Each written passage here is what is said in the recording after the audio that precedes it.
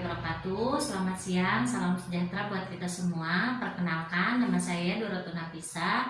Saya mahasiswi ahli jenjang S1 Kebidanan Stikes Medistra Indonesia. Nah, pada kesempatan kali ini saya akan mencoba memperagakan untuk pemeriksaan IPA tes. Karena kebetulan kasus pada pasien ini, pada Nyonya Y ini, beliau 2 hari kemarin mengeluhkan mengalami keputihan yang cukup banyak, kemudian menimbulkan rasa gatal pula. Jadi beliau khawatir akan kesehatan reproduksinya.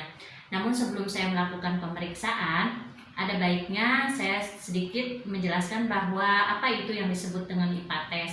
IPA tes itu merupakan suatu singkatan dari infeksi visual asam asetat, di mana suatu proses pemeriksaan yang dilakukan oleh tenaga kesehatan kepada pasien melalui proses pemulasan pada daerah genitalia khususnya leher rahim dengan menggunakan asam asetat atau cairan cuka.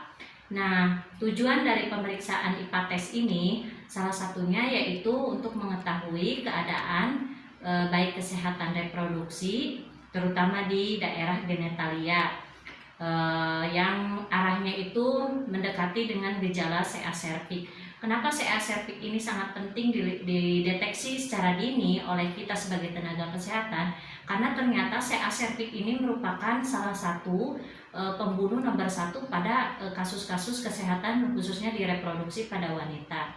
Nah, ada beberapa kelebihan dari pemeriksaan IPA tes ini, yaitu salah satunya mudah untuk dilakukan, kemudian tidak memerlukan waktu yang cukup lama, hasil pemeriksaannya juga bisa langsung kita dapat antara 1-2 menit saja, kemudian menghemat waktu, menghemat tenaga, keuangan, serta akurasi dari hasil pemeriksaannya itu bisa mencapai 80%. Jadi cukup akurat saat kita melakukan pemeriksaan dini secara untuk CA cervix ini ya. Kemudian juga sebelum saya melakukan rangkaian pemeriksaan, ada beberapa persiapan yang harus kita lakukan. Salah satunya itu persiapan pasien. Persiapan pasien kita biasa lakukan informed consent terhadap pasien. Apabila memang pasien setuju untuk dilakukan tindakan, maka kita boleh melakukan tindakan tersebut. Kebetulan tadi setelah dilakukan anamnesa dan beliau saya arahkan untuk melakukan asuhan untuk IPA tes ini, beliau bersedia dan kita bisa melakukannya. Kemudian ada juga persiapan alat, di mana persiapan alat ini ada beberapa alat atau item yang harus kita sediakan pada saat kita melakukan pemeriksaan IPA tes ini. Salah satunya itu ada masker, ada apron, kemudian ada kapas lidi, ada alat penjepit, ada spekulum, ada aduk kepala, kemudian ada handscoon, dan juga cuka asam asetat. Ini biasanya digunakan antara 3-5%. Kemudian kapas DTT beserta air DTT, ada cairan cuka dan bengkok atau Nerdecken, ada juga lampu sorot dan alat-alat untuk mengetahui tanda-tanda vital pada pasien. Kemudian ada 2 tempat sampah, sampah kering dan sampah medis, ada juga cairan klorin 0,5%. Nah, pada persiapan diri ini kita lakukan cuci tangan, biasa penggunaan cuci tangan 6 langkah. Setelah kita melakukan cuci tangan 6 langkah itu, kita mulai gunakan dulu alat-alat perlindungan diri seperti masker, apron, dan aduk kepala. Sebentar ya Bu ya, saya akan persiapan dulu diri ya Bu ya.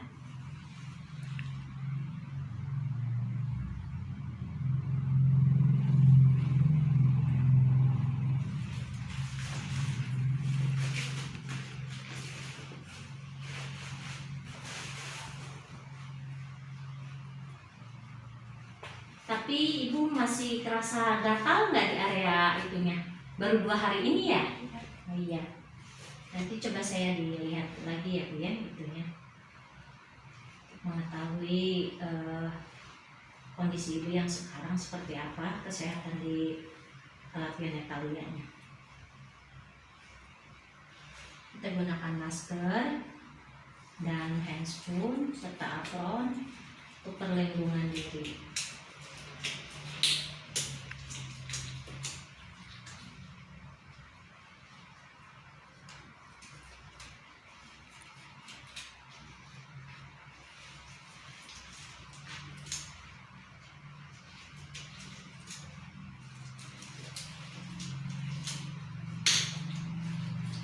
Setelah perlindungan diri secara matang sudah terpakai semua, maka selesai kita lakukan untuk pemeriksaan tanda-tanda vital. Kenapa itu perlu dilakukan? Karena kita harus mengkaji keadaan umum si pasien. Karena kebetulan tadi sudah dilakukan, jadi kita bisa langsung untuk melakukan tindakan pemeriksaan pada IPA tes ini. Ibu, saya mau periksa dulu ya, mau mulai pemeriksaannya. Nanti mohon kerjasamanya ya Bu ya, biar berjalan lebih nyaman. Nanti kalau misalkan agak terasa sakit pada saat saya memasukkan alat, nanti Ibu tarik napas yang panjang ya Bu ya, agar mempermudah masuknya juga tidak terlalu sakit dan tidak menimbulkan trauma ya Bu ya. Saya masukkan dulu alatnya ya Bu ya. Masukkan spekulum secara miring ke area genitalia untuk mempermudah dan menghindari adanya trauma pada jalan lahir ya. Kita masukkan secara perlahan, secara garis miring.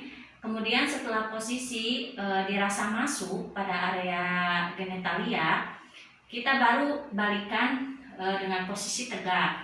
Setelah posisi dirasa tegak dan kita lihat posisi porsio atau leher rahim pada si ibu dengan menekan spekulumnya, ternyata sudah terlihat.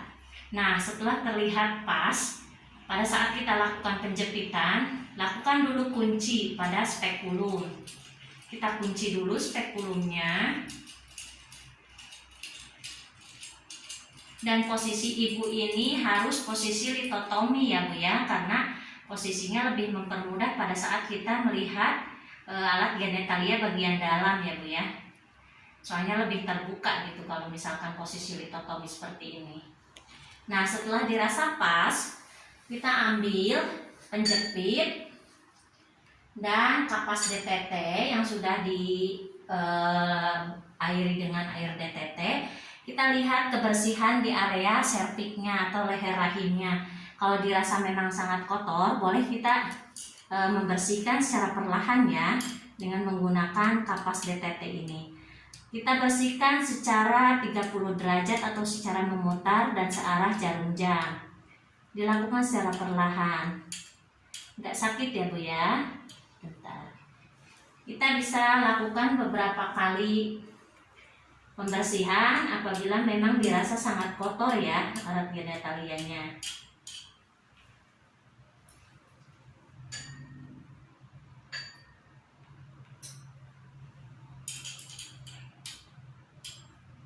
Lakukan secara perlahan.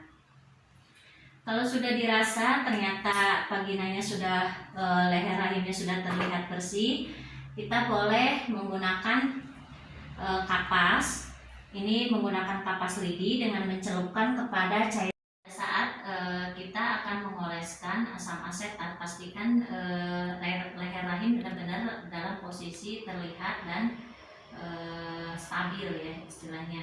Lakukan pemutaran pada searah jarum jam atau 36 derajat secara memutar. Dan kita lihat hasilnya antara 1 sampai 2 menit. Kalau misalkan dilihat ternyata ada lesi yang cukup banyak, kita harus ada kecurigaan terhadap penyakit CA cervix atau gejala CA cervix. Tapi di sini terlihat masih dalam batas normal ya Bu ya. Tidak ada perlukaan atau lesi yang muncul. Di sini terlihat memang merah, tapi tidak ada bintik-bintik putih yang merupakan tanda dari gejala CA cervix. Jadi masih dalam batas normal sih Bu kondisinya. Nah, setelah kita lakukan pengolesan dan tunggu hasil, selesai itu kita kasih tahu ibu hasilnya masih dalam batas normal ya Bu ya. Maka kita boleh melakukan pencabutan pada spekulum pada daerah vagina. Sebentar ya Bu ya, saya buka dulu. Pemeriksaannya udah selesai. Kita buka dulu kuncinya. Pastikan secara perlahan karena agar tidak melukai daerah genitalia. Posisinya tahan dan capit, kemudian arah balikan seperti awal. Keluarkan spekulum secara hati-hati secara miring untuk menahan adanya trauma pada jalan lahir. Kemudian kita masukkan ke cairan klorin dan kita bereskan lagi alat serta lakukan dekontaminasi alat dan kasih tahu hasil pemeriksaan kepada ibu dengan melihat bahwa di sini kalau misalkan hasil dari tadi pemeriksaan ternyata serviks ibu masih dalam batas normal karena di daerah leher rahim tidak ada pembentukan lesi ya atau perlukaan. Kalau misalkan ibu dalam stadium awal untuk CA serviks biasanya timbul bintik-bintik seperti putih atau perlukaan. Bahkan ini untuk yang stadium lanjutan biasanya itu dibarengi dengan timbulnya darah pada saat kita melakukan penekanan pada daerah leher rahim. Itu biasanya dibarengi dengan adanya darah yang keluar atau ada pendarahan. Kemudian kalau misalkan sudah stadium akhir, si kankernya itu akan menyebar ke area leher rahim dan bahkan terjadinya pendarahan di area vagina ya Bu ya. Alhamdulillah ibu Nyonya Y ini masih dalam batas normal ya Bu ya. Jadi kemungkinan keputihan yang kemarin itu bisa dari beberapa faktor, tapi tidak menjamin untuk tetap dilakukan pemeriksaan dalam 4-6 bulan ke depan lagi ya Bu ya, untuk konsul lagi nanti. Nanti misalkan di rumah masih terasa gatal, bisa nanti dilakukan teknik pembersihan cebok dengan secara benar dan tepat. Nah, setelah pemeriksaan selesai dilakukan dan kita jelaskan hasil pemeriksaan terhadap pasien, bantu pasien untuk merapihkan kembali kondisinya dan membiarkan pasien untuk beristirahat sejenak. Mari Ibu, saya bantu dulu posisinya. Sudah selesai ya Bu ya? Udah rule. Stop.